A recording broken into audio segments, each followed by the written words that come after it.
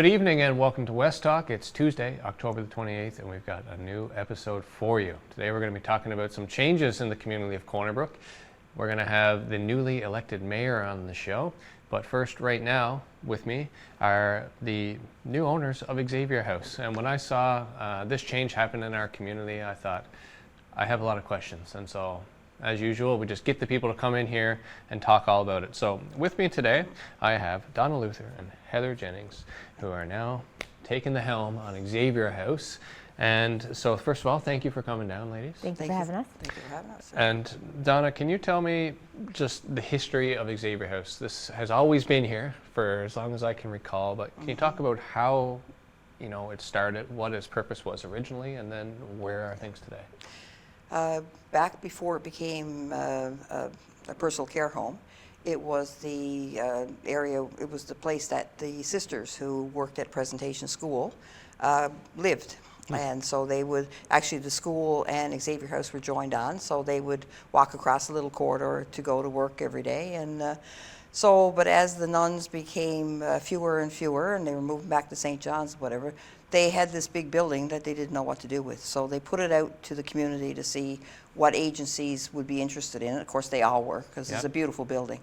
So they, health wanted it, education wanted it, and social services at the time wanted it.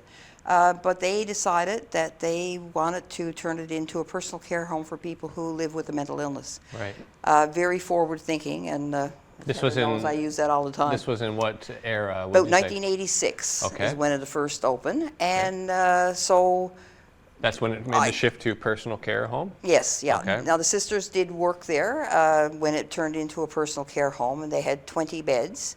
And the west wing, we call it, which is the back wing of Xavier House, there was 5 nuns who lived there at the time. And so I was manager of the mental health unit then, and they asked if I would go over and do training of the staff before it opened. So I go way back with Xavier House when it first started. So that's how it started.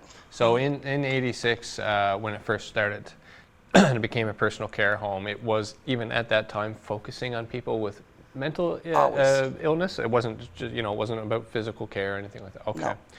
Very good. Okay. So, and now, in more recent times, so since 1986, it's operated as a community care home, or a personal care home, in our community. And now last week, I see on Facebook that there's been a change. You've been involved for a number of years, I think since just before COVID, but now I saw that you're the new owner and operator of this personal care home. Very proud of that. Yeah. Back about 4 years ago, when the sisters were, again, they're diminishing in numbers, and they're getting out of their missions. So like they had a variety of different missions across the island. Xavier House was one that was very near and dear to their heart, and they asked if I would be interested in taking it over.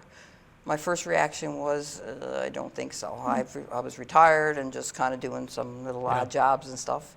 But then the more we thought about it, and they wanted to involve my family, so that's how Heather got involved.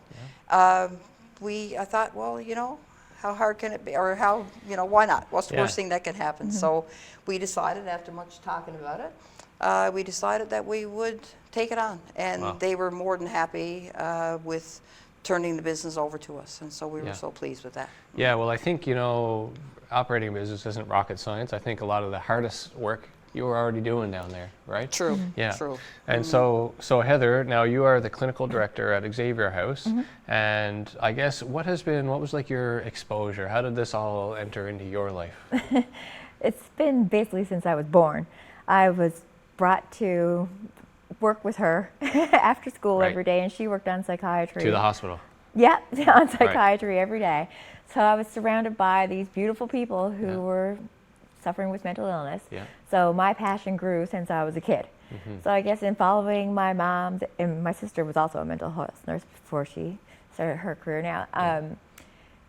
I've always been around it, so I found a calling to go into mental health, and here I am. And now I see, also, there's been a lot of interesting things happen around Xavier House, I guess correlated to when you first got involved. Now you even have a thrift store, the Xavier House Boutique up on Broadway. What's up with that? 88 Broadway. Well, one of the guys, Gerard Duffany, came to work for me after he retired from the hospital. And he started having these yard sales out in front of Xavier House. And he would have ticket draws and different things like that, and it was very successful. So him and a couple of his friends were sitting around one night having a chat, and then they said, well, why don't you open a thrift store? And so they went driving around that night to see what places were available, and the next day he came and asked me about it, and I thought, oh my gosh, what are we getting into now?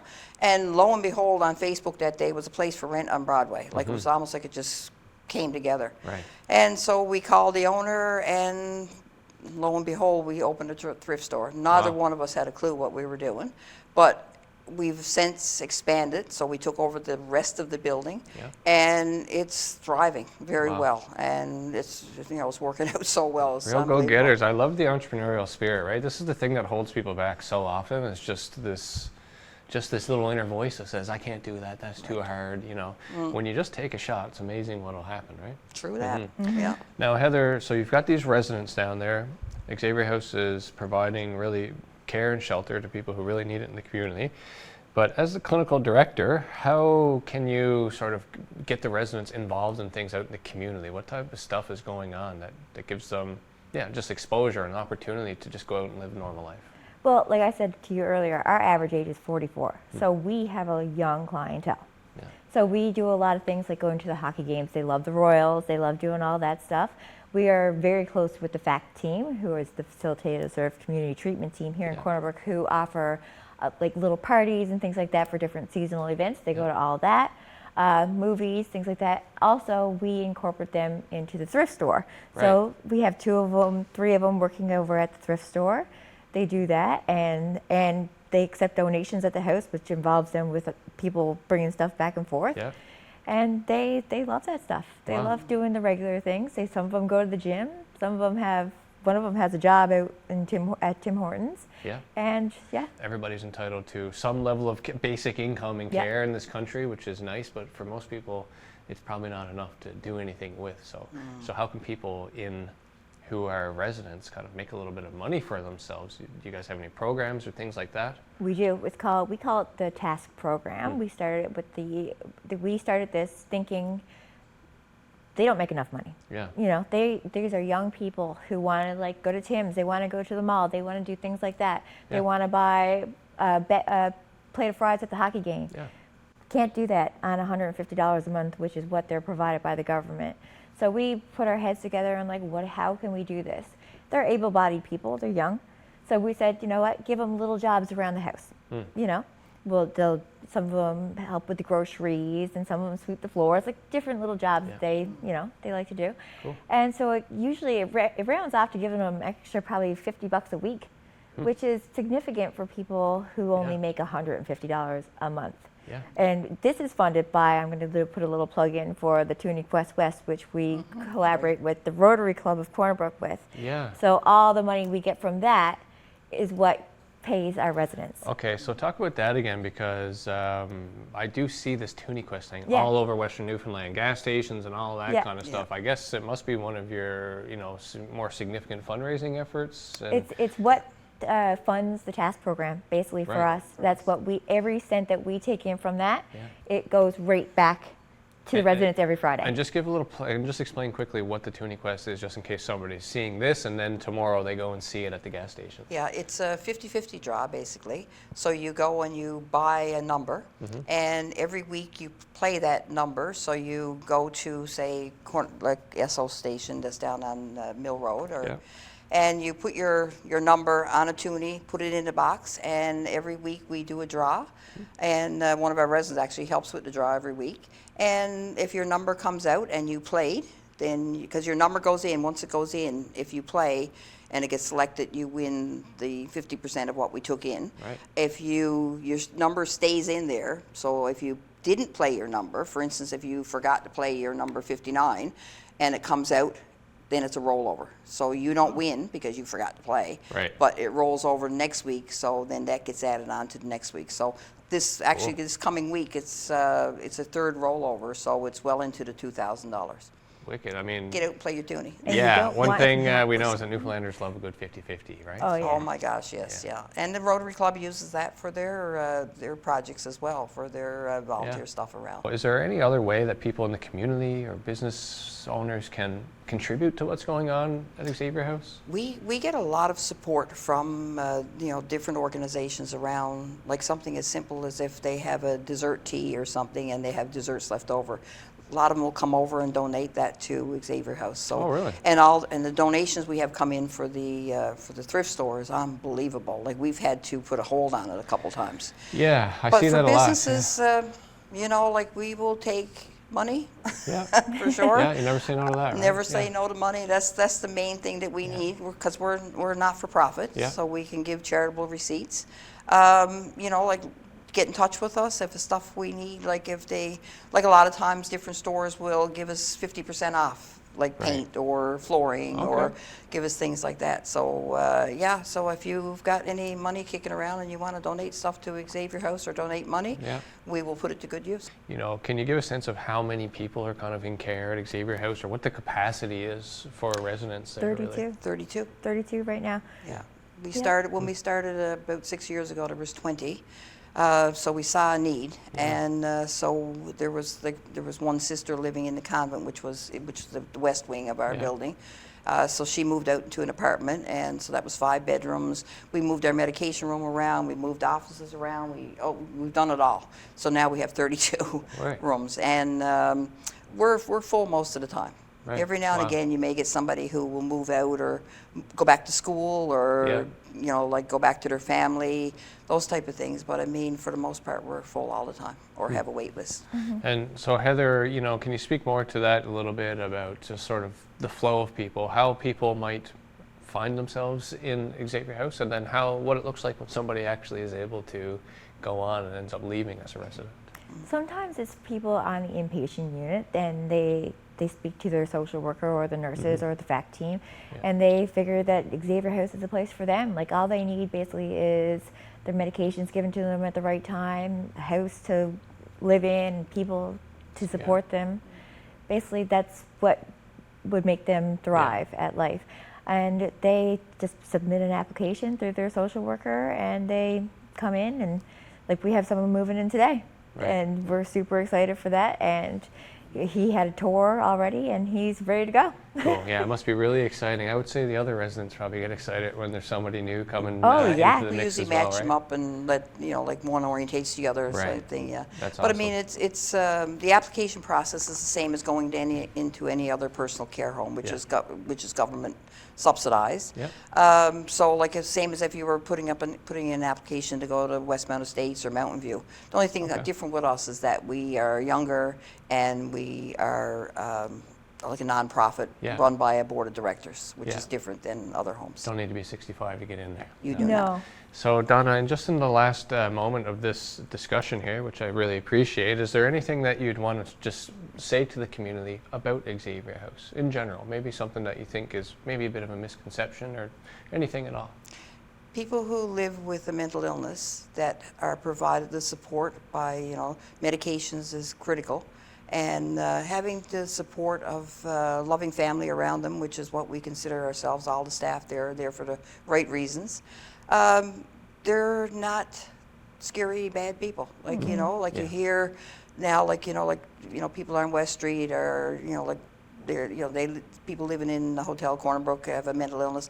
Not everybody with a mental illness is going to cause a problem. And Right. most times they're victims, Yeah. more so than they're the ones that causing the problem. So don't be afraid of somebody with a mental illness. Open up to them, say hi to them, Yeah. and you'll see It's Yeah. all that about makes all your the difference in the approach. world to them. Show some compassion, and you might be surprised. Absolutely. Thank you guys very much for coming down. Thank you for the work you're doing in the community. And if there's ever anything that's going on that you want us to tell the community about Xavier House, make sure you let us know. Thank you so much. We Thank you. appreciate being here. No problem. Absolutely. Thank you. And that was Heather and Donna from Xavier House. We're going to take a quick break, and we will be back with a newly elected Mayor Linda Chaisson. Stay tuned. All right, and we are back now, and as mentioned, we are very excited to have with us in studio Corner Brook's newly elected mayor, but no stranger to council, Miss Linda Chaisson. Linda, thank you for coming down. Thank you for inviting me. And congratulations on your victory in the last election. I know you put a lot of work into it, and you were just telling me off camera that you had some other challenges and things to deal with at that time, so it sounds like it was a crazy couple months for you. Oh, it was crazy.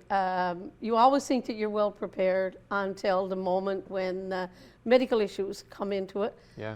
And once that was over, then I ended up with a bad bout of laryngitis, which lasted for almost 3 weeks. Oh, yeah? So I was trying to do all these things. However, all worked out. It just comes into planning. You had just enough voice I to just get enough through the voice finish line. to squeak out the answers. Yeah. That's what I had, right? Yeah. Now, you've been on council for, well, how many years have you been on council? 16. Like consecutive. consecutively? Wow. Yeah. And so how did you know that now was the time to put your name forward as mayor? I thought over the last 4 years, I sort of thought, I think I'd like to try for the top seat. Yeah. After 12, 14 years, I was sitting there thinking, maybe my time has come, that, you know, I want to go one step further and I want to lead the city possibly into a newer direction than what we were heading. And I wanted to put my name forward at that time, and I thought, perfect timing. Yeah, and so you put it out there, and then it seemed like right out of the gate you're getting a lot of support from people in the community, so that's obviously a good sign, good signal. Yeah. And then they turned out and voted, so that's awesome. They did, Yeah. they did. So looking back though over your long sort of stretch in council now, obviously a lot has been done. You've been through pandemics and all kinds of interesting things as a councillor, but you know, are there any things that really stand out to you as like things you're the most proud of or your favorite moments as a councillor over the last 16 years? I think the thing I'm most proud of is the fact of how I interacted with the residents. I took all their phone calls, I returned their phone calls whenever I could. I was their voice at the table for 16 years. And that came from on the advice of a really good mentor that I had, Priscilla Butcher, who when I first got elected. The last female mayor of Corner Brook? That's right. When I first got elected, she took me aside and said, answer your phone calls and make house calls. If somebody needs something done, you go to them. And that was possibly the best advice that I could ever get, and I followed through for 16 years. Wow. So I built up that relationship with the residents of Corner Brook. Interesting, and that's probably the hardest thing to do, really, right? Just to be that consistent and that reliable in the community. You know, sometimes you just want to hide away, I'm sure. I was very shy in the beginning. Like I was like, oh my goodness, why am I going to somebody's door, knocking on the door and saying, do you have a problem with a brook or a ditch, or can you show me what the piece of land is?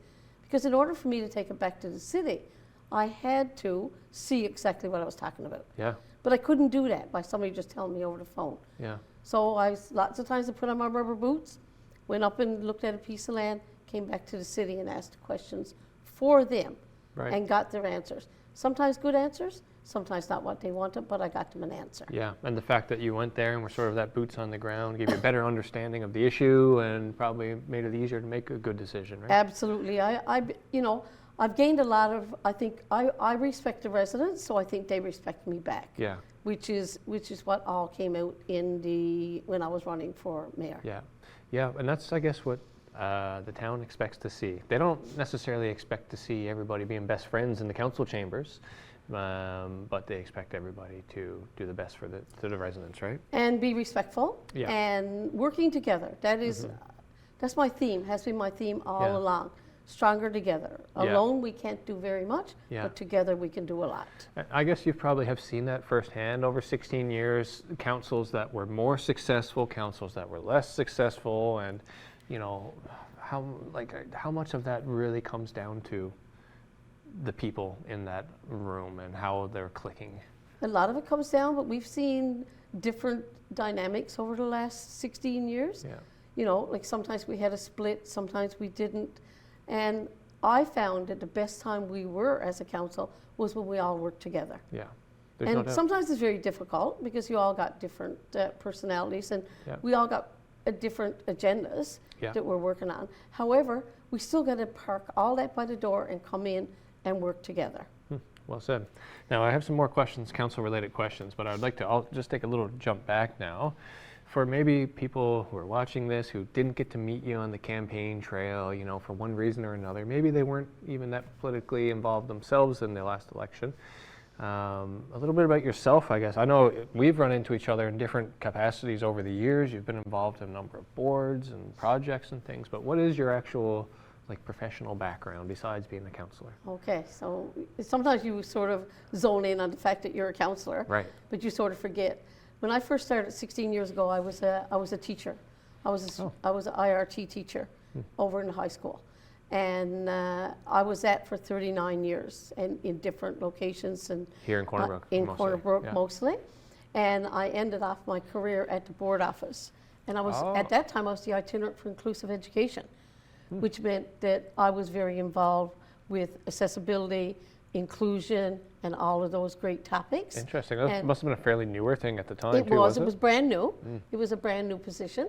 And it's one that I took great pride in. Yeah. And I take great pride in the fact that we have to make our city a lot more accessible Yeah. and a lot more inclusive. We are changing. Yeah. Over the last 16 years, the amount of changes in Corner Brook is phenomenal. Yeah. And, you know, sometimes they're small ones, sometimes they're bigger ones, and we certainly got to act on, make our city a welcoming city, and it is, for the Yeah. most part. What a really interesting background to get to bring into council, right? That whole thing, because I know I've seen some things online, like you'll have to help me clarify this memory, but a few months ago I see that a committee, like an accessibility committee, was working on vehicles, and what was all that about? That was our Yeah. committee that I started 8 years ago. When I got elected 8 years ago, people came to me and said, we need an accessibility and inclusive committee. So we started with a few counselors, staff, but we asked the residents to come in. Yeah, because I saw people involved who were friends of mine who really had nothing to do with council. They were just people in the community. But we don't know the answers. We don't know what it's like to not be able to get into a store because it's not accessible. Yeah. We don't know what it's like not to be able to go to a restaurant, Right. not to be able to travel over a sidewalk. So in order to get those answers, we had to get the people at the table. And I got to tell you, our accessible bus, that's what you're That's referring what I saw. to. Yeah. We got our accessible bus, we got a grant, we got it, and it's on demand. So if you need to go to the hospital, need to go to a doctor's appointment, need to go to a bank, you call this number. Once you got your letter from your doctor says you can't travel the normal bus, the regular bus, then you can get on the accessible bus. Interesting.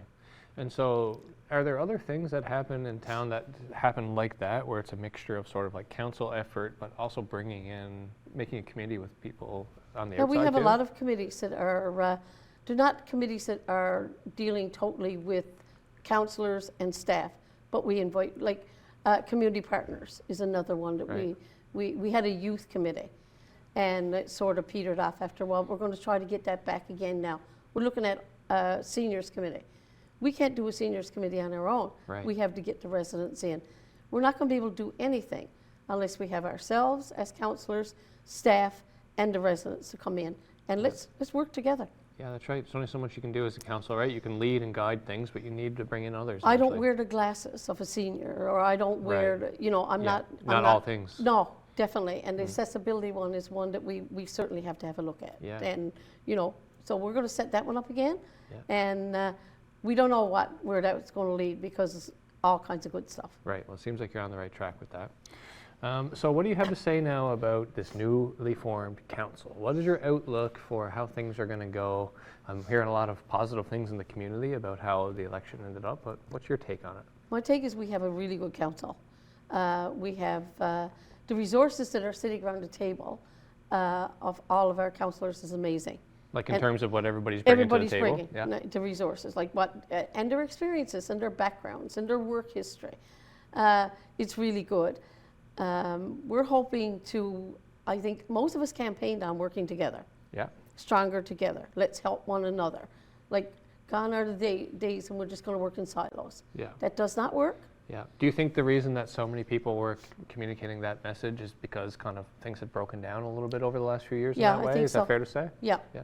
And we want the residents to come into City Hall. That's our theme. Right. Come on in. This is your City Hall. It's an open building. It is not mine. It Yeah. is not yours. Just Yeah. because everybody owns that City Hall. Yeah. So come in. We're also looking at town hall meetings, where Oh, yeah. we take issues that are bigger issues, and take them to a town hall. Talk them out. Listen to the residents. I don't have all the answers. I love that. I do too. I think we're going to want to come down and film those on Rogers TV, actually. I think we'll invite you. Yeah. One last question, if I can, just to wrap up this interview.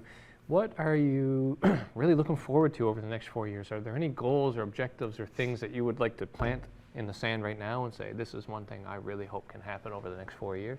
Wastewater. Wastewater? Our sewer going in the bay. And I think everybody around the council table has campaigned on that.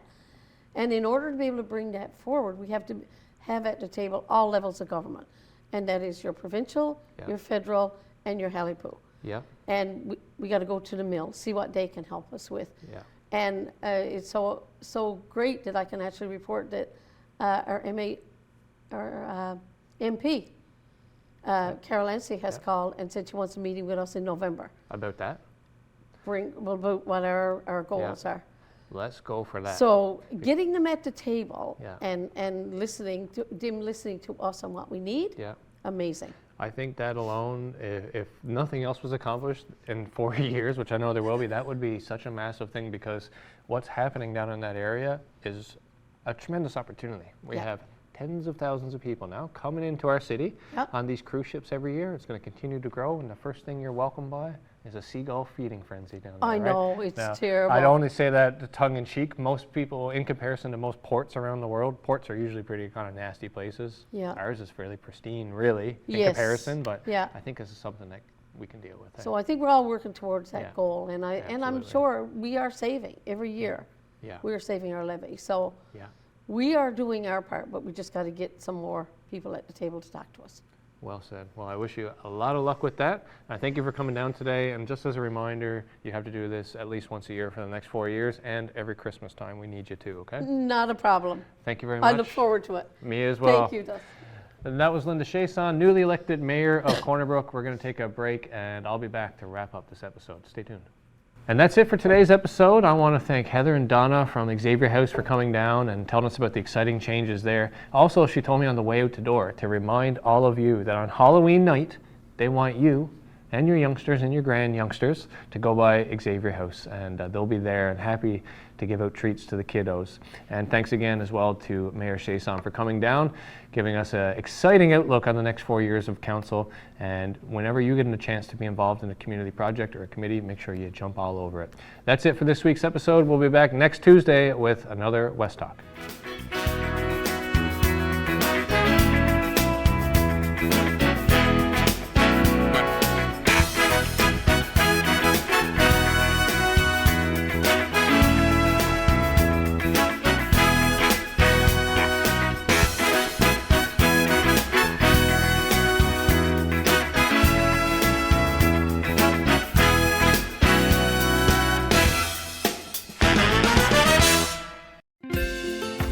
If you have a comment about this program, we'd love to hear it. Email or call us, or send us your feedback through social media. Everybody knows not to drink and drive, but some people still think it's okay to take drugs and drive. Police have the authority, the ability, and the tools to determine if drivers are impaired by legal or illegal drugs. And because drug-impaired drivers can pose just as great a risk as drunk drivers, they face the same penalties, like the loss of their driver's license, a criminal record, fines, and more. A message from the RCMP, the Canadian Association of Chiefs of Police, and Arrive Alive, Drive Sober. One-on pitch.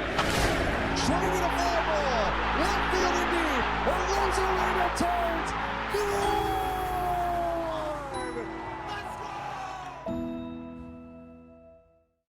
Summer days, summer nights, lots of things to do, places to go, and people to see. If you're having a few drinks, be sure to plan ahead and get home safely. We don't want to pick you up. Drinking drivers risk injuries to themselves and others and take chances with their license, their jobs, and their future. Remember what's at stake and choose your ride, whether you're the driver, the passenger, or the party host. Thanks for supporting Sober Driving. I hope we never meet. Visit ArriveAlive.org to find out more.